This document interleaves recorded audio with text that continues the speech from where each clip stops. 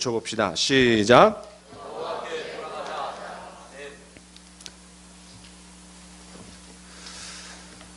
지난 주일 우리는 소유냐 존재냐라는 제목의 말씀으로 남쪽 유다 나라가 바벨론의 침략으로 잃어버린 세 가지를 살펴보았습니다.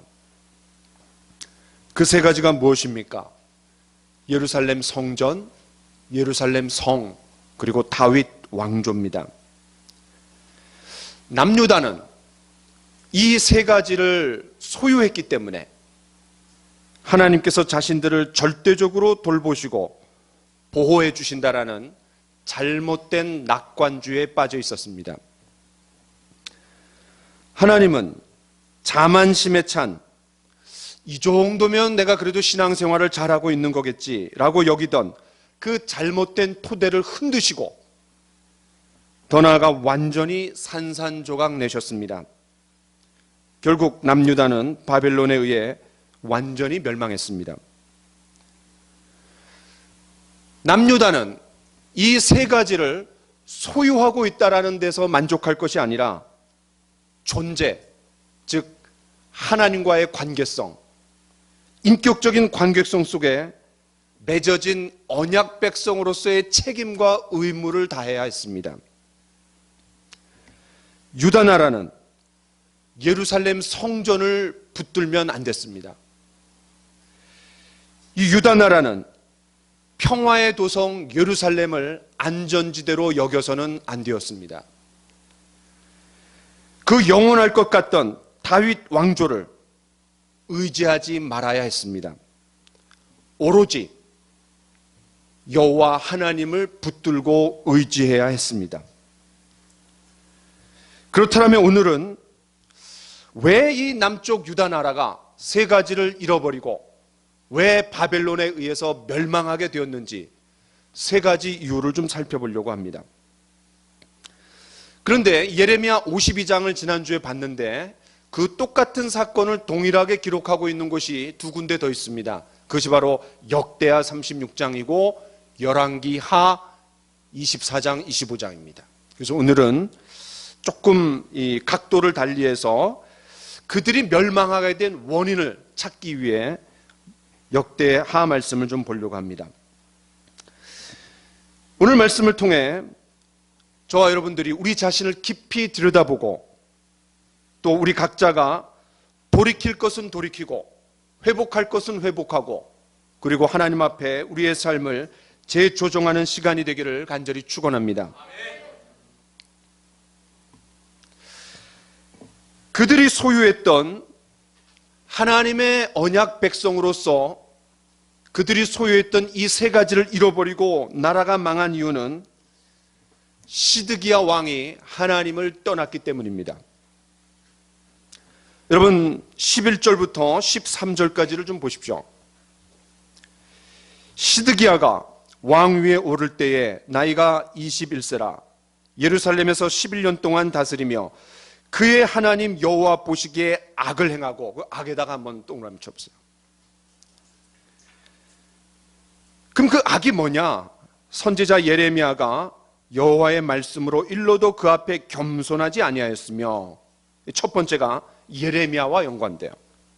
두 번째, 느부갓네살 왕이 그를 그의 하나님을 가리켜 맹세하게 하였으나 그가 왕을 배반하고 목을 곧게 하며 마음을 완악하게 하여 이스라엘 하나님 여호와께로 돌아오지 아니하였고 여호와께 악을 범했는데 두 번째는 느부갓네살 왕과 연관되는 거예요. 첫 번째로 이 남유다가 멸망한 이유는 하나님을 떠난 왕입니다. 여러분 시드기야가 누굽니까? 남쪽 유다 나라의 마지막 왕입니다. 때문에 이 시드기야가 폐위되고 죽음으로써 영원할 것 같던 다윗 왕조도 막을 내렸습니다. 그런데 이 시드기야가 왕이 된 것은 좀 특별한 사연이 있습니다. 사실은 왕이 될 수 없는데 왕이 됐어요. 그 배경을 좀 살펴보려고 합니다. 우리 같이 한번 읽어봅시다. 시작.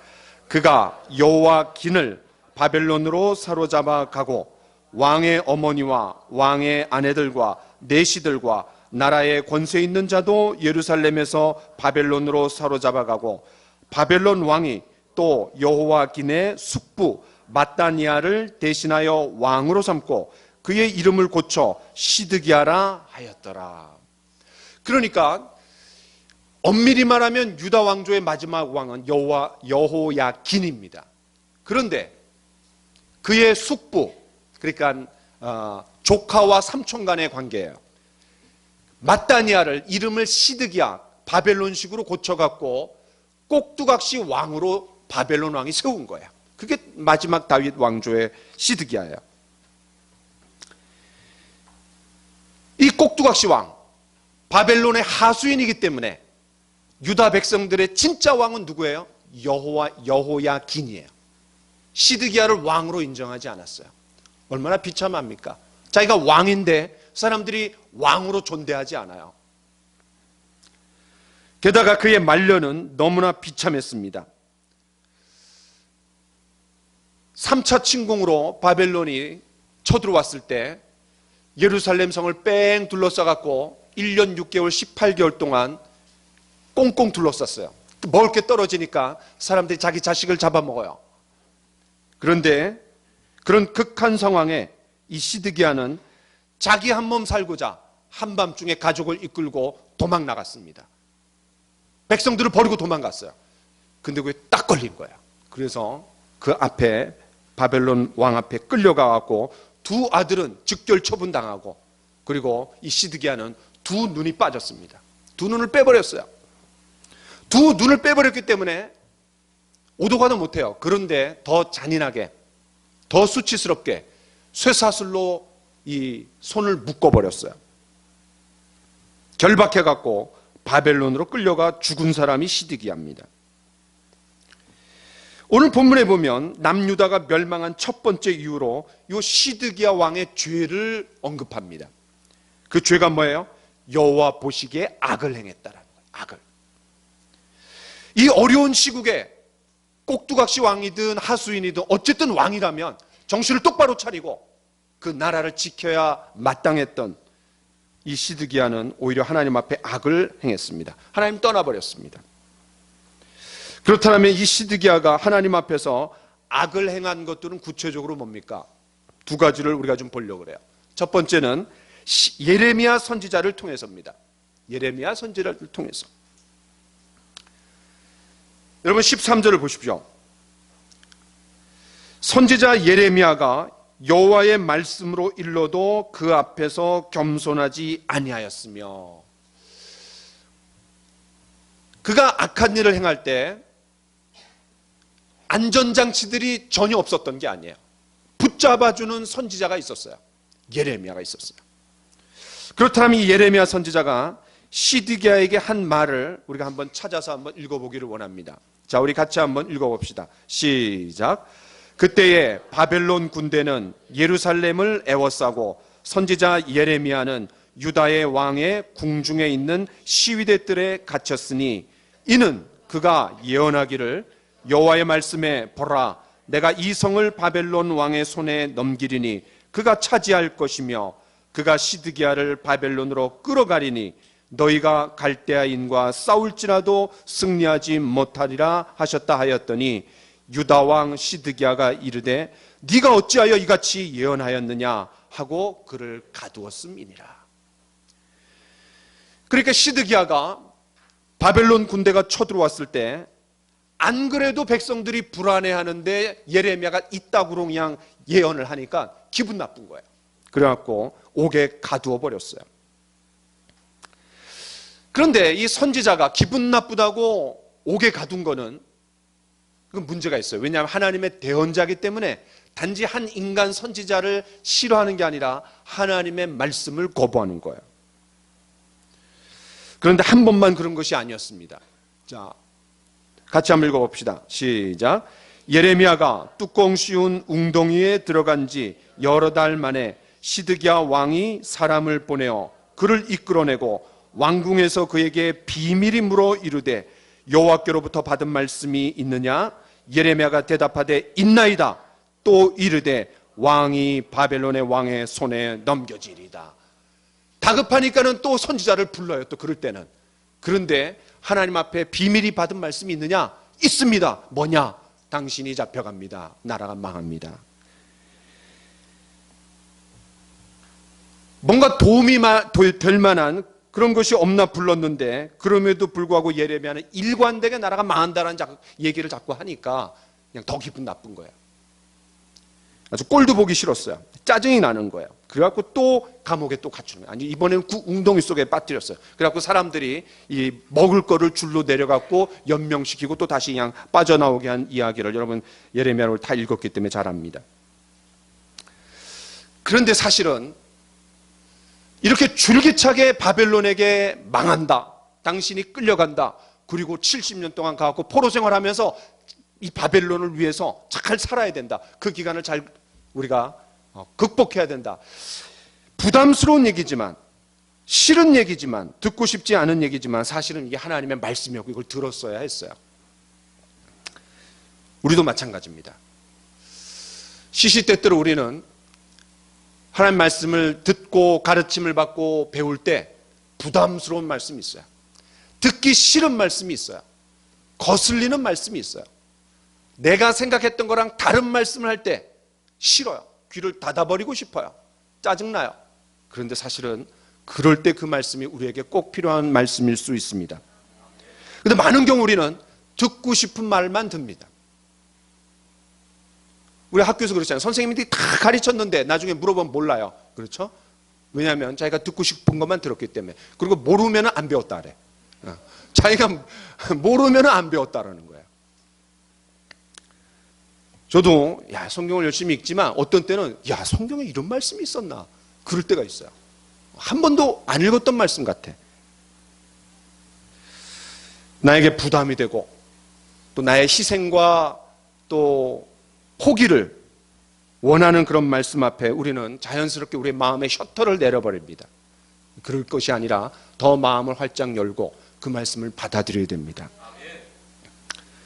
하나님께서 시드기야 왕에게 예레미야 선지자를 보낸 이유가 뭡니까? 그를 귀찮게 하려고 한 겁니까? 그렇지 않습니다.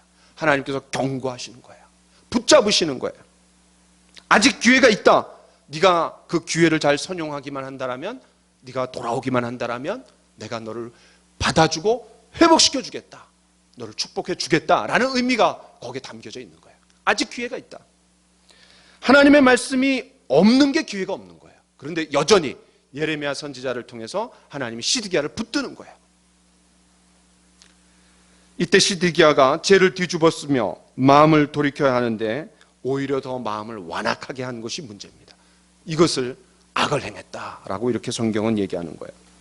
두 번째는 느부갓네살 왕을 통해서입니다. 처음에는 선지자를 통해서 말씀하세요. 근데 이제는 원수를 통해서도 하나님 말씀할 수 있어요. 발람에게는 나귀를 통해서도 말씀하시잖아요.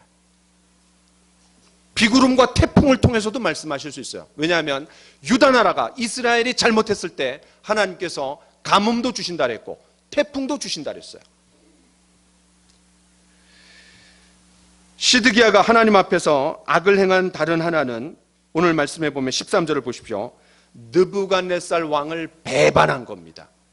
원수에게 배반한 게 하나님의 뜻을 거스린 거예요. 조금 이상하죠? 자, 여러분 13절을 한번 보십시오. 같이 한번 읽어봅시다. 시작. 또한 느부갓네살 왕이 그를 그의 하나님을 가리켜 맹세하게 하였으나 그가 왕을 배반하고 목을 곧게 하여 마음을 완악하게 하여 이스라엘 하나님 여호와께로 돌아오지 아니하였고. 배경은 이렇습니다. 바벨론 왕이 꼭두각시 하수인으로 세운 왕인데 가만히 생각해 보니까 이 이스라엘 주변에 있는 암몬, 모압, 에돔, 아람 이런 좀 짜리짜리한 작은 나라들이 서로 바벨론 군대에 계속해서 그냥 남하하니까 연합 작전을 써갖고 전선을 구축하는 거예요. 서로 동맹을 맺는 거예요. 가만히 들어보니까 솔깃해요. 그래갖고 그 동맹에 참여했습니다. 다시 말해서 바벨론 왕과의 그 언약을 깨뜨리고 그 연합 전선에 참여한 거예요. 더 나아가서 그것만으로도 좀 마음이 불안해요. 그러니 어떻게 하냐면 이스라엘의 조상들이 늘 위기에 처하면 어디로 내려가요? 남쪽으로 내려갔어요. 남쪽에 뭐가 있어요? 애굽이 있어요. 그래서 애굽에게 줄을 대는 거예요. 우리를 좀 도와달라고. 자, 그렇게 해서 한 말씀을 한번 좀 살펴보겠습니다. 같이 한번 읽어봅시다. 시작. 그가 사절을 애굽에 보내 말과 군대를 구함으로 바벨론 왕을 배반하였으니 형통하겠느냐? 이런 일을 행한 자가 피하겠느냐? 언약을 배반하고야 피하겠느냐? 에스겔이 말하는 거예요. 네가 그래도 원수와 언약을 맺었지만 그 언약은 언약이다. 그래서 네가 왕이 되지 않았냐? 근데 그걸 깨트린 거예요. 그리고 그거를 하나님이 승인하지 않아요. 여러분 신명기 17장에 보면 이스라엘 백성들이 이제 가나안 땅에 들어가면 틀림없이 왕을 세울 것인데 그 왕이 하지 말아야 될 몇 가지를 얘기해요. 그 중에 하나가 뭡니까? 절대로 애굽의 병마를 얻으러 가면 안 된다. 무슨 말이에요? 애굽의 군사력을 의지하지 말라는 거예요. 그 얘기는 뭡니까? 뒤집으면 하나님을 의지하라는 거예요. 왕이 하지 말아야 될 게 뭐냐? 애굽의 병마를 의지하지 말아라. 그런데 지금 그따구 짓을 하는 거야. 한편 이 바벨론 왕은 이 시드기야를 꼭두각시 왕으로 세웠는데, 다시 말해서 자기 나라의 이 친바벨론 정책을 쓰기를 바랬는데, 또 그것을 분명하게 하기 위해서 하나님 앞에 맹세하게 시켰어요. 너희 하나님 앞에 맹세해라.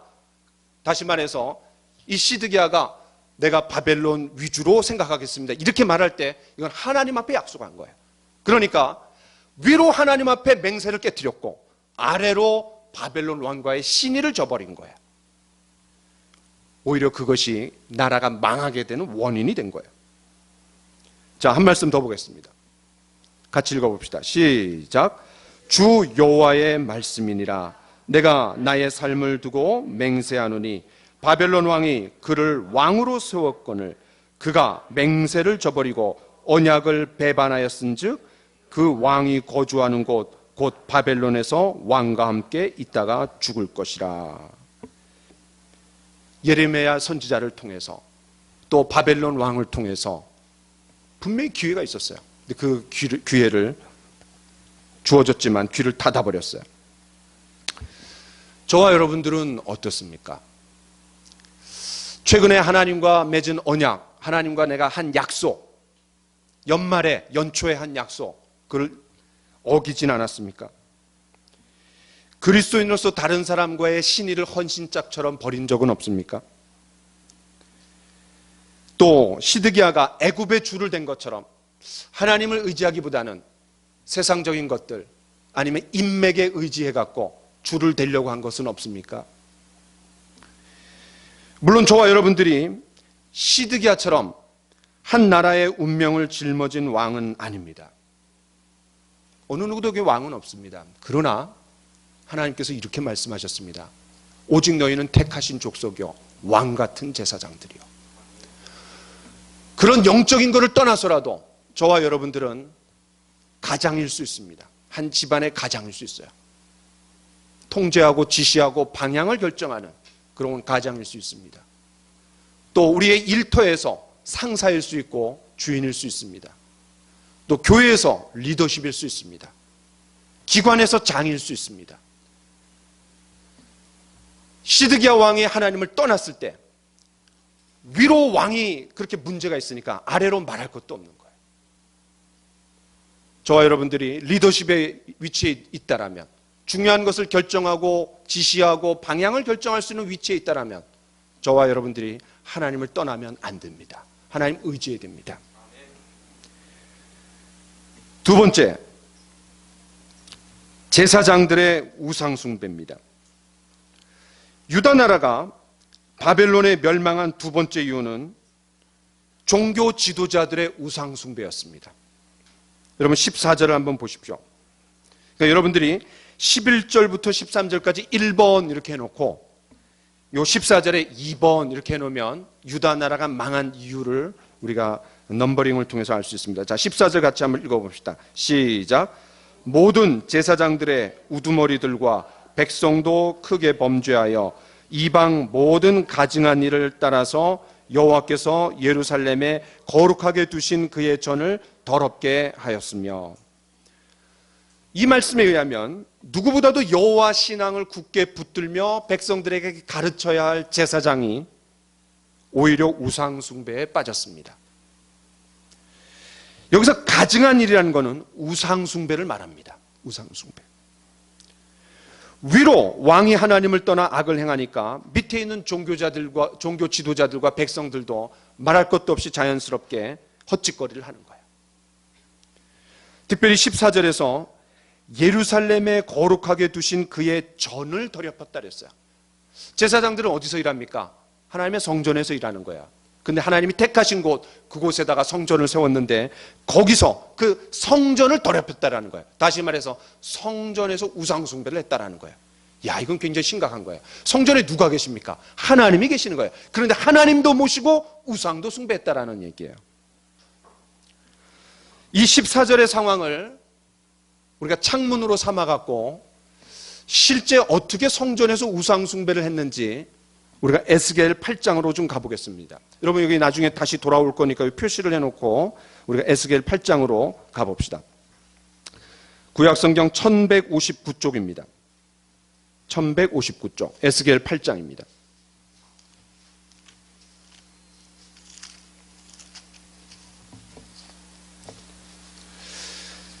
(1159쪽) 에스겔서 8장에 보면 1절을 보세요. 여섯째 해 여섯째 달, 그러니까 한 6년 됐어요. 포로로 잡혀온 지 6년 정도 됐어요. 나는 집에 앉았고 포로 생활하지만 집이 있었나 봐요. 유다의 장로들은 내 앞에 앉았는데 그 유다의 포로로 잡혀온 지도자들 중에 이제 에스겔이 제사장이니까 찾아와 갖고 이제 고언을 듣는 거예요. 조언을 듣는 거야. 주 여호와의 권능이 거기에 내게 내리기로. 그러니까 그들하고 대화할 때 하나님께서 딱 역사하시는 거예요. 말씀을 주시는 거예요. 3절. 그가 손 같은 것을 펴서 내 머리털 한 모습을 잡으며, 그러니까 머리를 이렇게 잡아갖고 어디로 끌고 가냐면 1600km를 날라갖고 예루살렘으로 데려가는 거예요. 지금 이 바벨론이랑 예루살렘까지 1600km예요. 걸어서 가면 4개월 걸려요. 순간 이동을 하는 거예요. 하나님이 가능한 거예요, 그게. 자, 그리고 어디로 들어갔어요? 나를 이끌어 예루살렘으로 가서 안뜰로 들어가는 북향한 문에 이르시니. 거기서부터 한번 같이 읽어봅시다. 거기에는 시작. 거기에는 질투의 우상, 곧 질투를 일어나게 하는 우상의 자리가 있는 곳이라. 거기다가 1번 이렇게 하세요. 지금 에스겔을 하나님이 데리고 어디로 가냐면 1600km를 날아갔고 예루살렘 성전으로 들어갔어요. 그래갖고 그 성전에서 행하고 있는 제사장들의 헛짓거리, 우상숭배를 지금 낱낱이 보여주는 거예요. 근데 그 첫 번째가 뭐냐? 하나님으로부터 질투를 불러일으키는. 왜 질투합니까? 하나님과 이스라엘 백성들이 언약을 맺어갖고 남편이 됐고 아내가 됐고 부부라 그랬어요. 그 관계의 표현을, 언약 관계를. 그런데 질투를 일으킬 만한 우상들을 많이 섬겼다는 거예요. 그 다음 6절 중간에 보면 그런 가증한 일을 행해서 나로 내 성소를 멀리 떠나게 하느니라. 그러니까 하나님이 거기 계실 수가 없어요. 우상들이 있으니까. 자, 그 다음 7절. 그가 나를 이끌고 뜰문에 이르기로 내가 본즉 담에 구멍이 있더라. 이 성전에 이 구멍이, 담이 있었는데 그 구멍이 있었나 봐요. 그 구멍으로 들어갔더니 이제 성전으로 좀 더 깊이 들어간 거예요. 자, 우리 10절을 같이 한번 읽어봅시다. 시작. 내가 들어가 보니 각양 곤충과 가증한 짐승과 이스라엘 족속의 모든 우상을 그 사방벽에 그렸고, 거기다 2번 하세요. 야, 이 질투를 일으키는 우상들을 세운 것도 문제인데 이제는 이 성전의 벽에다가 우상들을 막 벽에 그려놨다라는 거예요. 그런데 그걸 누가 했는지 11절 한번 읽어봅시다. 시작.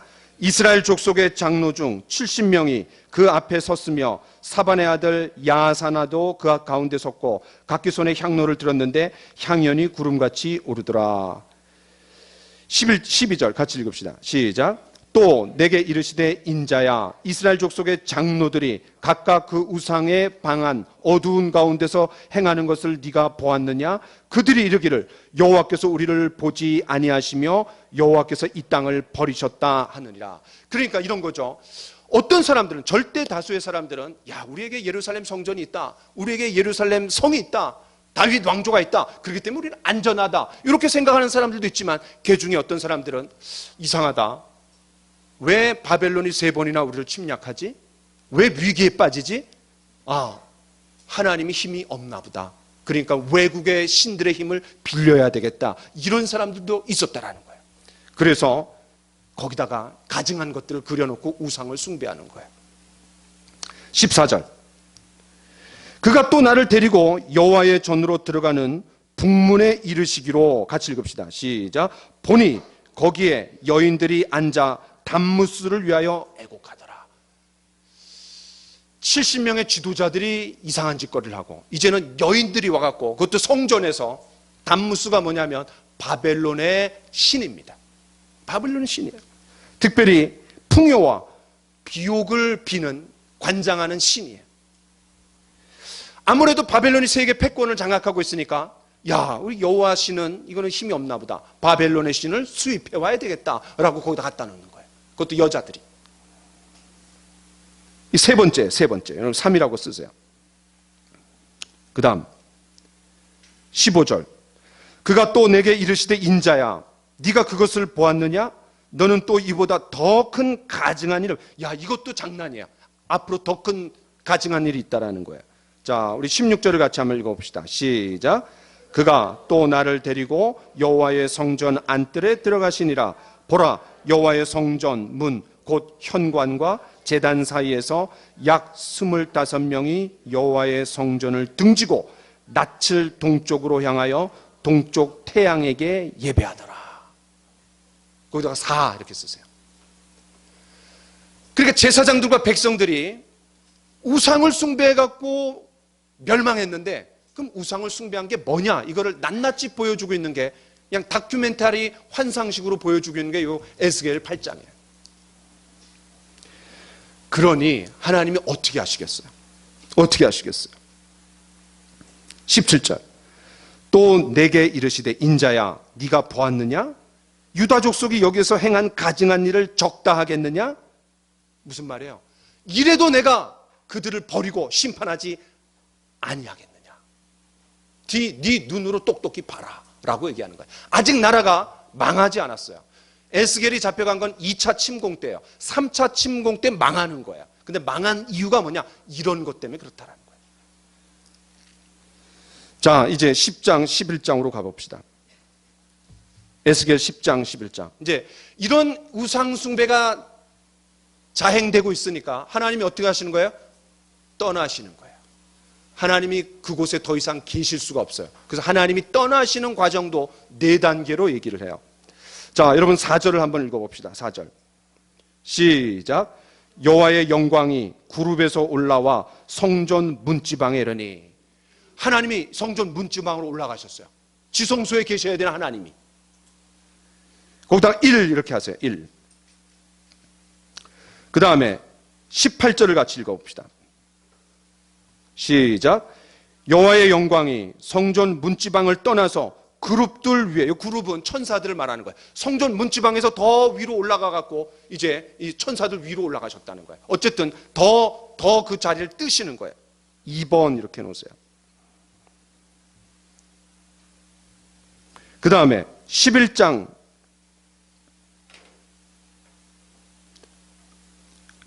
10장 19절 시작. 그룹들이 날개를 들고 내 눈 앞에 땅에서 올라가는데 그들이 나아갈 때에 바퀴도 그 곁에서 함께하더라. 그들이 여호와의 전으로 들어가는 동문에 머물고 이스라엘 하나님의 영광이 그 위에 덮였더라. 이제는 그 문지방에서 동쪽 문으로 이동하시는 거예요. 점점 지성소에서 멀리 떠나가시는 거예요. 그러다가 11장 23절을 같이 한번 읽어봅시다. 11장 23절. 네, 같이 한번 읽겠습니다. 시작. 여호와의 영광이 성읍 가운데서부터 올라가 성읍 동쪽 산에 머무르고. 여러분, 이 이동 장면이 좀 머릿속에 그려지세요? 지성소에 계셔야 되는 하나님이 문지방으로 올라가시고 그룹들 위에 올라가시고 그 다음에 동쪽 문에 이르시고 그 다음에 완전히 이스라엘 바깥으로 빠져나가시는 거예요. 그러면 그 떠나가신 하나님이 어디로 가셨을까요?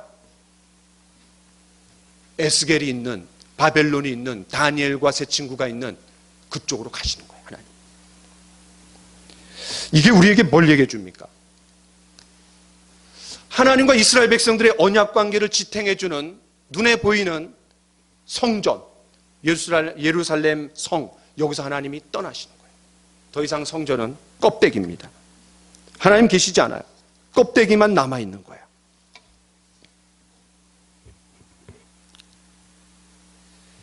하나님께서 예루살렘 성을 완전히 떠나셨습니다. 하나님이 계시지 않는 성전이 무슨 성전이에요? 하나님이 좌정하시지 않는 예루살렘 성이 무슨 예루살렘 성이에요? 그게 무슨 안전한 성이에요? 평화의 도성이에요. 저는 이 과정을 보면서 저와 여러분도 비슷할 수 있습니다. 어떤 면에서 비슷합니까? 우리가 경건의 모양은 가지고 있어요. 그러나 경건의 능력은 없을 수 있습니다. 우리가 매일 아침마다 큐티는 합니다. 그런데 하나님의 임재가 없는 큐티를 합니다. 다시 말해서 숙제하듯이 형식적으로 해야 되니까. 우리가 성경을 읽습니다. 기도합니다. 그런데 하나님의 임재가 없습니다. 하나님의 터치가 없습니다. 그냥 지식을 채우는 그런 시간입니다. 우리가 교회를 다니고 하나님은 우리 가정의 주인으로 모셨다라고 말은 합니다. 그러나 우리 가정에 하나님의 임재가 없을 수 있습니다. 예배도 있고 찬양도 있고 기도도 있습니다. 때로는 눈물도 있습니다. 그런데 하나님이 임재하시지 않는 예배를 드릴 수 있습니다. 우리가 모양은 갖췄습니다. 영역은 없습니다. 왜 많은 그리스도인들이, 왜 많은 신앙인들이 힘없이 살아갑니까? 왜 성령의 임재와 능력을 경험하지 못하고 살아갑니까? 왜 그렇게 무기력하게 살아갑니까? 영역 없이 왜 살아갑니까?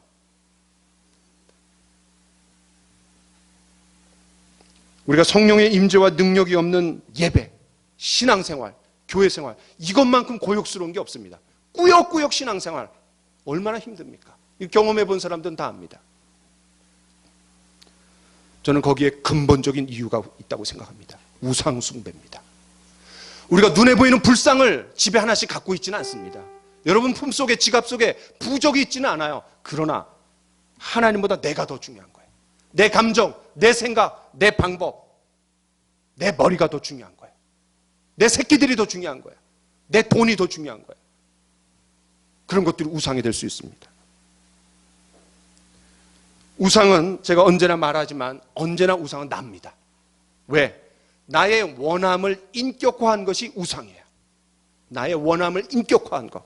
그것이 불상으로 나타날 수도 있고 부적으로도 나타날 수 있고 그게 어떤 대상으로 나타날 수 있습니다. 하나님은 나의 성공의 들러리처럼 주변 인물로 전락됩니다. 소유적 존재로 전락합니다.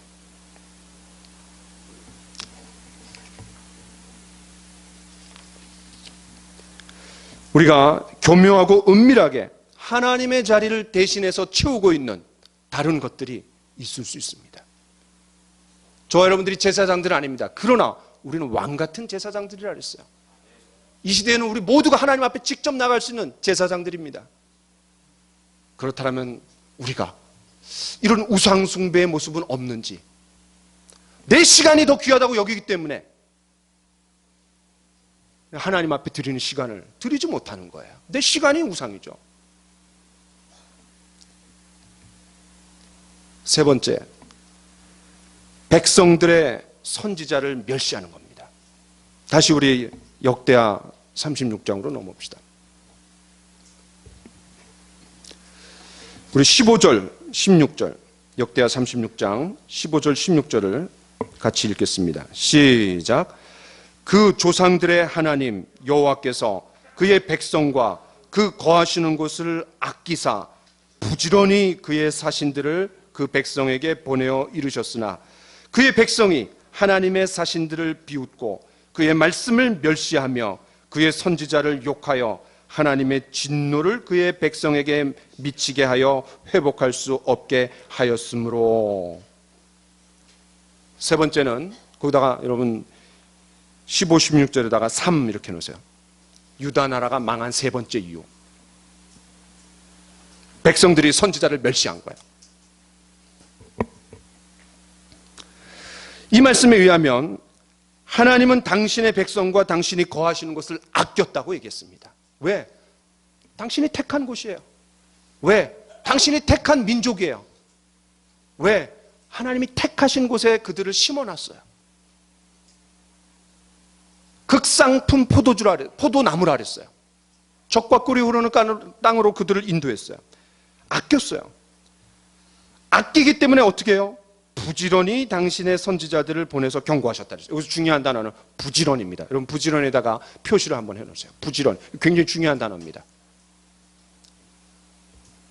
하나님은 이사야 선지자를 통해, 미가 선지자를 통해, 하박국 선지자를 통해, 특별히 예레미야 선지자를 통해, 이 나라가 망하는 이 시점에서는 예레미야 선지자를 하나님께서 특별히 붙드셔서 보내셨어요. 끊임없이 유다의 멸망을 경고하셨어요. 그런데 여기서 부지런히라는 이 말이 하나님이 자기 백성을 향한 열심이에요. 그 열심의 표현이 부지런히라는 말이에요. 이거는 다른 성경에서 번역을 끊임없이 꾸준히라는 말로도 번역을 했습니다. 이 단어에는 이런 의미가 담겨 있습니다. 새벽같이 일어나갖고, 이른 새벽같이 일어나서 나귀의 어깨 혹은 등에 짐을 실른다. 아주 부지런한, 하루를 시작하면서 아주 부지런한 그런 주인의 마음을 표현해 줍니다. 여러분 뭐가 생각나세요? 창세기 22장이 생각나지 않으세요? 모리아 산으로 가갖고 번제로 드려라 그랬을 때 아브라함이 아침 일찍 일어나갖고 나귀의 짐을 지우고 그 모리아 산을 향해서 갔다 그랬어요. 그런데 이 주목할 것은 이 선지서들 중에서 특별히 예레미야에서만 이 단어를 유달리 많이 사용합니다. 요 부지런히라는 말, 꾸준히, 끊임없이라는 말. 그게 이제 이 예레미야에 제가 다 찾아봤어요. 그랬더니 6번이 나와요. 6번. 그래갖고 좀 귀찮겠지만 여러분들 6번 제가 다 찾아보려고 합니다. 자, 여러분 이제 예레미야로 한번 가보겠습니다. 예레미야 7장. 예레미야 7장.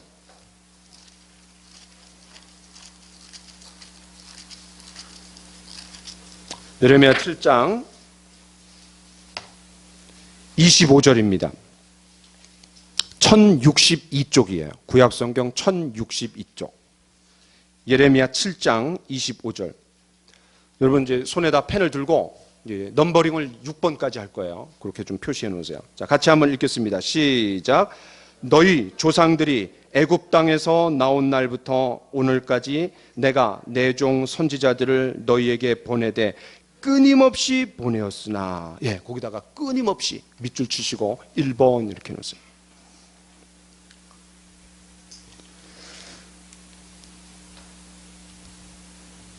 그 다음에 25장입니다. 25장. 25장 4절.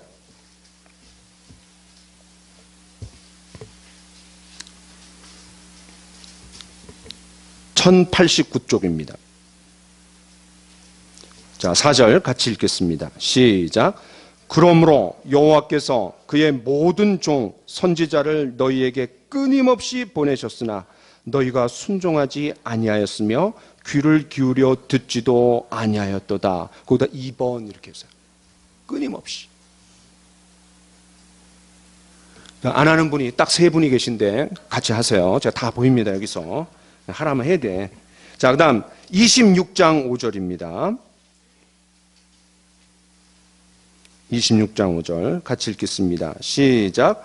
내가 너희에게 나의 종 선지자들을 꾸준히 보내 그들의 말을 순종하라고 하였으나 너희는 순종하지 아니하였느니라. 3번 이렇게 놓으세요.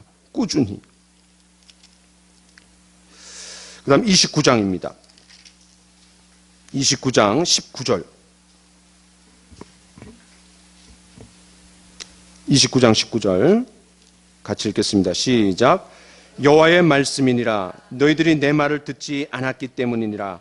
내가 내 종 선지자들을 너희에게 꾸준히 보냈으나 너희는 그들의 말을 듣지 않았느니라. 여호와의 말씀이니라. 꾸준히 거기다가 표시해 주세요.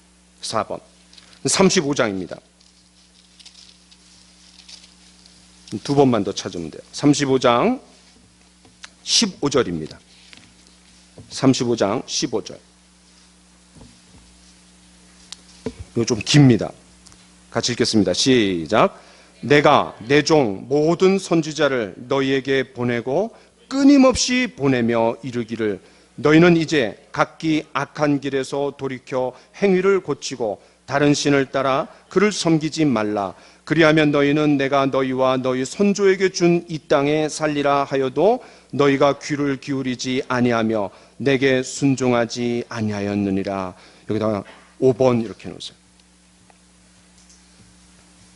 마지막은 예레미야 44장입니다. 예레미야 44장 4절입니다. 예레미야 44장 4절 함께 읽겠습니다. 시작.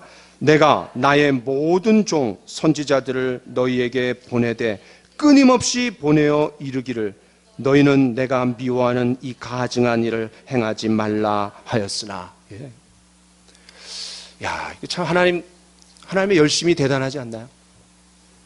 그런데 여러분, 예레미야가 눈물의 선지자예요.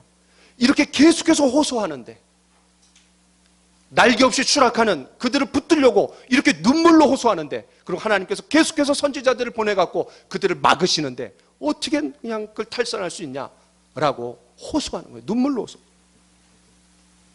간곡하게 오라고, 돌아오라고 부르시는 거예요. 저는 설교를 준비하면서 왜 예레미야에 7번이 아니라 6번만 나왔을까? 이걸 이제 고민하기 시작했어요.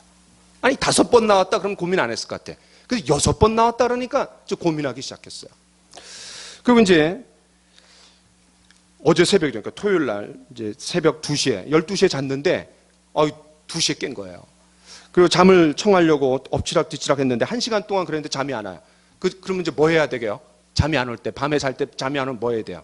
하나님께서 기도하고 성경 읽으라는 뜻이구나. 그래갖고 이제 제가 이걸 이제 파기 시작했어요. 왜 6번만 나왔을까? 이왕이면 7번 나오면 완전 순대. 그래갖고 제가 막 고민하기 시작했어요. 그래갖고 새벽 6시까지 끙끙댔어요. 새벽 6시까지. 야, 근데 제가 제 나름대로 그 비밀을 깨달았어요. 한번 들어보세요. 여러분, 마태복음 16장에 보면 예수님이 가이사랴 빌립보에서 사람들한테, 제자들한테 이렇게 물어봅니다. 야, 사람들이 나를 누구라 하느냐? 너희는 나를 누구라 하느냐? 그때 제자들이 뭐라 그래요? 더러는 세례 요한이라고 하고, 더러는 엘리야라고도 하고, 더러는 또 누구라 그래요? 예레미야라 그래요. 예레미야. 예수님을 가리켜서 예레미야다.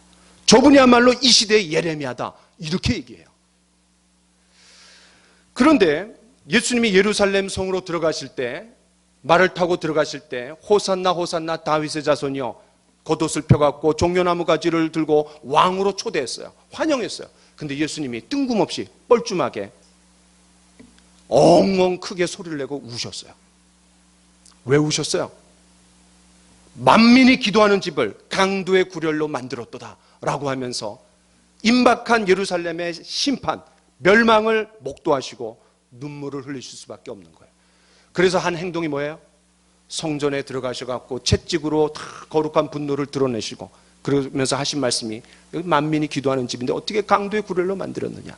근데 놀랍게도요, 예레미야도 똑같은 말을 했어요. 이 집이 하나님 기도하는 집인데 어떻게 강도의 구렬로 만들었느냐 라고 하면서 이 성전에 가득한 우상을 책망하는 말씀이 예레미야 7장에 나와요.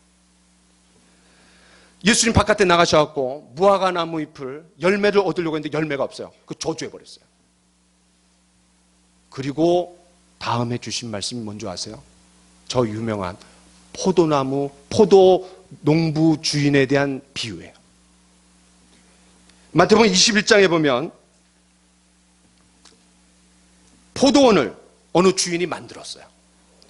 그리고 일정한 기간이 돼갖고 열매를 얻기 위해서 종들을 보내요. 그랬더니 그 종들을 어떻게 해요? 하나는 죽이고, 하나는 때리고, 하나는 돌로 쳤어요. 셋을 보냈는데. 그래갖고 이 주인이 내가 또 다른 종들을 보내면 이제는 그렇지 않겠지라고 또 종들을 보냅니다. 근데 똑같이 했어요. 마지막에 이 농부가 너무 화가 났어요. 그래서 이제 어떻게 결정합니까? 이런 결정을 내리죠. 내 아들을 보내야지. 내 아들은 상속자니까 내 아들만큼은 존대하겠지 라고 이렇게 얘기합니다. 우리 같이 한번 성경을 읽어봅시다. 시작. 농부들이 그 아들을 보고 서로 말하되 이는 상속자니 자 죽이고 그의 유산을 차지하자. 이게 뭘 얘기해 줍니까? 하나님께서 계속해서 종들을 보냈어요. 근데 마지막에 누굴 보내냐면 자기 아들을 보내는 거예요. 예수 그리스도를 보내는 거예요. 그럼 예수님을 보내면 그래도 내 아들만큼은 존대하겠지 라고 기대했는데 여지없이 죽였어요. 여러분 역대하 다시 36장으로 넘어와 봅시다.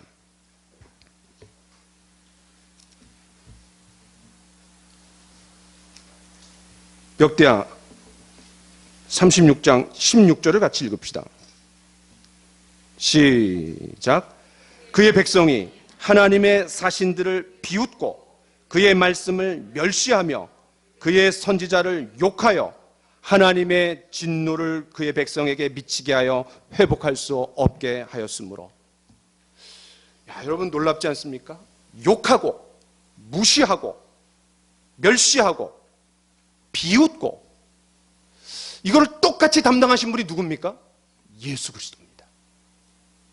그 제가 예레미야에서 6번 부지런히 꾸준히 끊임없이 얘기한 이후에 마지막을 남겨둔 거는 예수님이구나. 예수님이구나. 그렇습니다.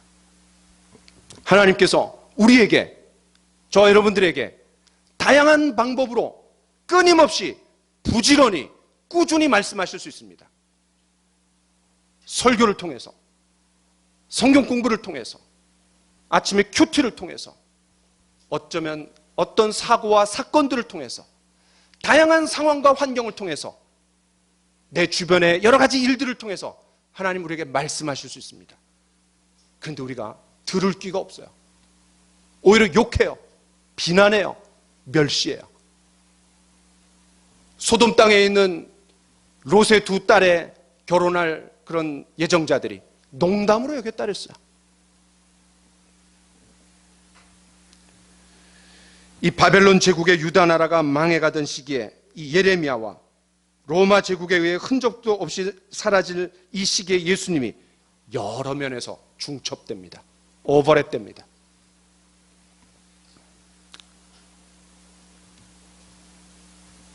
오늘날 유다 나라가 망한, 이 남쪽 유다 나라가 망한 이 세 가지 이유를 오늘 좀 살펴봤습니다. 하나님을 떠난 왕, 그리고 제사장들의 우상숭배, 백성들이 선지자를 멸시하는, 이들의 공통점은 하나같이 존재적 삶이 아니라 소유적 삶을 살았습니다.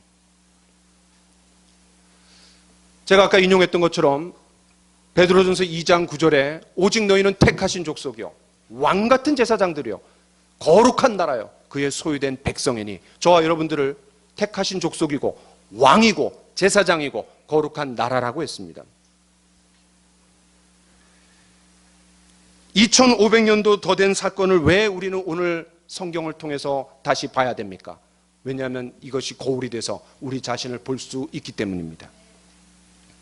우리 한 말씀 좀 봅시다. 같이 읽읍시다. 시작. 그들에게 일어난 이런 일은 본보기가 되고 또한 말세를 만난 우리를 깨우치기 위하여 기록되었느니라. 성경의 말씀은 과거의 이야기가 아닙니다. 우리 자신을 보게 하는 거울입니다. 본보기입니다. 어떤 청년 그러더라고요. 목사님, 이 내용들을 보니까 나를 보는 것 같더라고요. 내 모습을 보는 것 같더라고요. 우리 그렇게 말씀을 봐야 돼요. 오늘 말씀을 거울로 삼아 우리 자신의 모습을 볼 수 있어야 합니다. 엄중한 하나님의 경고를 저와 여러분들이 들을 수 있어야 합니다. 우리는 요한계시록의 7교회 중 에베소 교회에게 주신 경고를 가슴속 깊이 새겨둘 필요가 있습니다. 우리 같이 한번 읽어봅시다. 시작. 그러므로 어디서 떨어져 생각하고 회개하여 처음 행위를 가지라. 만일 그리하지 아니하고 회개하지 아니하면 내가 내게 가서 내 촛대를 그 자리에서 옮기리라. 내가 하나님 앞에서 얼마나 떨어졌는지 그 떨어진 위치에서 다시 올라가야 됩니다. 그렇지 않으면 기회가 없습니다.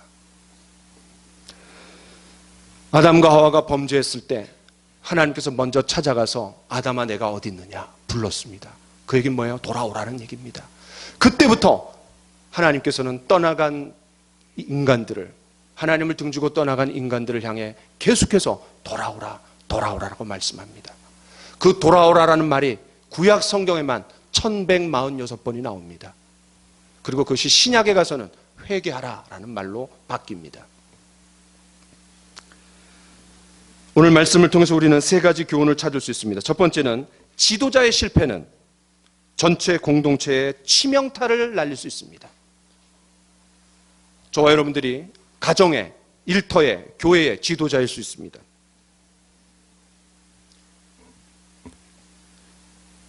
두 번째, 어떤 경우라도 우상 숭배는 패망의 지름길입니다. 우리의 삶 속에서 하나님이 차지하고 계셔야 할 곳에 다른 것들로 채워진 것은 없는지 그런 것들을 우리가 생각하고 내려놔야 됩니다. 세 번째, 영적 불감증을 경계해야 됩니다. 하나님의 말씀이 없었던 것이 아니라, 선지자들이 없었던 것이 아니라, 문제는 그 당시의 백성들이 영적인 불감증에 있었어요. 한 귀로 듣고 한 귀로 흘려버렸어요. 나와 무관하다고 생각했어요. 그때 영적인 위기가 찾아오는 거예요. 하나님께서 끊임없이 우리를 죄로부터, 심판으로부터, 죽음으로부터 돌이키기 위해 때로는 말씀으로, 때로는 사건과 사고를 통해서, 주변 사람들을 통해서, 상황과 환경을 통해서 계속해서 우리에게 말씀하십니다.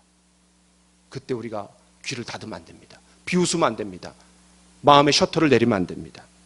귀를 쫑긋이 열고 들어야 됩니다. 아, 하나님께서 나에게 말씀하시는구나.